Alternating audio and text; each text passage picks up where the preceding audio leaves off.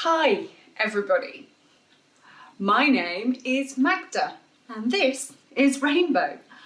Welcome to this introduction to baby signing. So what is baby signing? What is baby signing? Baby signing is a toolbox of very simple day-to-day signs, important signs, relevant signs that you can teach and learn with your baby to support your child's communication. It's an opportunity to build on natural gestures. Think about how much we use our hands as adults, and then think about how children use gestures to get what they want. So even before they can speak, and before maybe you have learnt any signs with them, they might point to their mouth to indicate that they're hungry or they want something to eat, and also sort of pointing to something that they want in the room. So those are natural gestures, and once your child is at a point where they're starting to do that and you're recognizing that that's them asking for something, then we just build on that by teaching and learning some extra bits and pieces of signs, baby signing, on top of that natural gesture. It's a unique bonding experience for you and your child and your whole family. So baby signing should be learned by all the family. It's an opportunity for everybody who looks after that child, your child, who has any kind of part within their life, to learn some basic signs to help that communication. It's a wonderful way to engage and learn alongside your child. I think it's really important that we talk about what baby signing is not, so that you do not expect to come out of one of my classes knowing British Sign Language, okay? So we derive some of the signs from British Sign Language, more so from Makaton, which is a sign system for people with learning disabilities.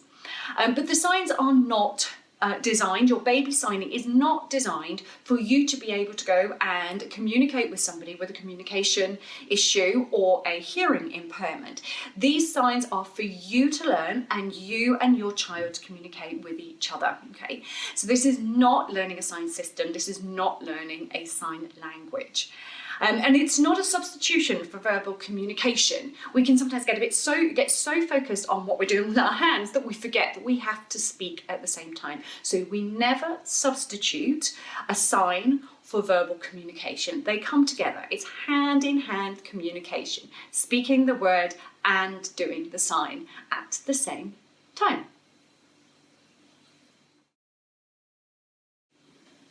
So I often get asked, what are the benefits of baby signing? So the basic benefit of baby signing is around communication. It boosts early communication skills. Think what you're doing. Before your baby is able to verbalise what they want, you are giving them the opportunity to tell you what they want through signs. So babies will gesture before they speak. They will point to things, they will clap their hands when they are happy, things like that. Those gestures come before speech. So we are giving children the opportunity to boost those early communication skills. Babies are sociable, they want to speak, they want to communicate from really, really early on. So as soon as your child is able to watch what you are doing in terms of where your hands are going, so if you're doing wiggly fingers and your child does wiggly fingers back at you, they are able to watch, follow, process, and start to build on that gesture and into that non-verbal communication with your signs. It helps to boost self-esteem. A child that is heard, a child that is listened to will feel good in themselves, and that's what we're doing from a very, very early age. We are allowing our children to tell us what they want, and we are listening to it, and we are responding to it. So it's going to help to boost their self-esteem. This in turn, and this is one of the key ones, and this is what everybody knows about baby signing, is that it can help to reduce frustration. So a lot of early frustration for toddlers and for young children is about not being able to communicate what they want. So they might see something they want and they're pointing to it, but maybe we just cannot understand what that is. We can't quite get what it is that they want, and that can create frustration and sort of tantrums and problems happening there. So giving your child the tools to communicate before they can verbalise can help to reduce some of the frustration. And it's about listening and sort of recognising that communication, responding to it quickly and responding to it consistently as well. Those are the things that are going to help to reduce frustration. It's a bonding experience for the whole family, okay? This is not just about you and your child, this is about whoever else is in your child's life having a little bit of input into this baby signing and communication toolbox. So let's allow ourselves to share the experience with whoever else is in our baby's lives and give them some of those tools as well. I am going to teach a few very key signs at the end of this little session, which you can share with family and friends and anybody that is involved in your child's life. And it's a great way to boost your confidence as a parent or as a caregiver. So it brings you closer to your child because you're able to understand what it is they want, and they are in turn able to see that you are responding to them and hearing them and listening to them. So it's a wonderful way to boost your confidence as a parent. So here are some top tips for you to consider when you are signing with your children. So the first top tip is always speak when you are signing, okay? Always say the word as you sign. Your speech should never be substituted for a sign. They have to work together for them to be understood and for it all to work properly, okay?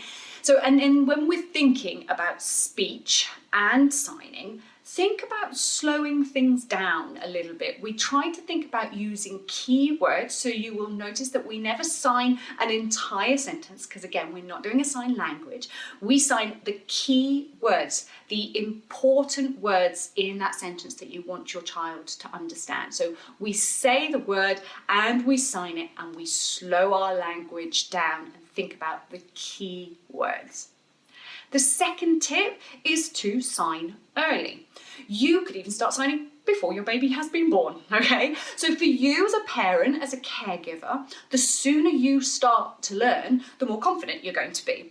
And the more confident you are, the more familiar your child is going to be with seeing you sign. So if you make it something that you do all the time, so even when they are babes in arms, if you are signing for milk, you'll become competent with it, you'll become confident, they will watch you doing it, and it won't suddenly be this strange thing that you start to do with them at 6 months, 8 months. It will be something that's just part and parcel of your communication with them. So it will be familiar. So get your confidence up early on. Number 3 is to think about your facial expressions and your body language. Okay, so the easiest way for me to demonstrate this is to show you the 2 signs for happy and sad. Here is our sign for happy, and here is our sign for sad. And I want you to have a look at this. Would you see this facial expression if you were doing happy? So there's no point signing happy like this. If you're doing something lovely and fun with your child, and you go, yeah, I'm really happy, I'm really enjoying this, your body language is saying completely the other thing. So just think about that and over-exaggerate it. Make it big, make it clear. So we do the sign for happy, our body's open, our face is bright, happy. And the sign for sad, you know, you kind of come in, you're a little bit more reflective, sad, sad. Okay, so just it's something to think about when we're signing different bits and pieces. The 4th tip is to respond to your baby signs. Now, I know that sounds really obvious and really simple, but sometimes we can get a little bit excited when we see our baby sign and we go, oh, well done, you signed such and such. But if you don't respond to it, then there's no point in them signing, and they might learn that and they might stop wanting to sign. So, for example, if you are having dinner and your child says, more, please, more, don't just go, oh, well done, you did more.